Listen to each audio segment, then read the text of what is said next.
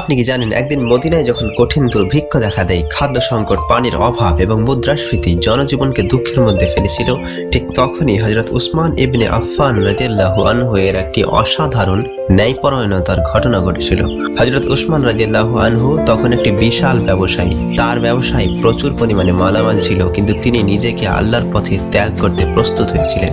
একদিন তার কাছে মদিনার একটি কূপ বিক্রি করা হয়। সেই কূপটি ছিল একমাত্র উৎস যা মদিনার মানুষদের পানির চাহিদা মেটাতে সহায়ক হতে পারে। কূপটির মালিক যখন এই কূপটি বিক্রি করতে আসেন, হযরত উসমান রাদিয়াল্লাহু আনহু তাকে দাম দেন এবং বিনিময়ে সারা জীবনের জন্য কূপের পানি মদিনার লোকদের জন্য ফ্রি করে দেন।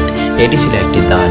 তারপর যখন মদিনার লোকেরা এই কূপের পানি পান করতে শুরু করলো, তখন একদিন এক ব্যক্তির মুখে শুনতে পেলেন, যদি উসমান রাদিয়াল্লাহু আনহু এর ন্যায়পরায়ণতা না থাকতো, তাহলে আমরা পানির জন্য কত দুর্ভোগের মধ্যে পড়তাম।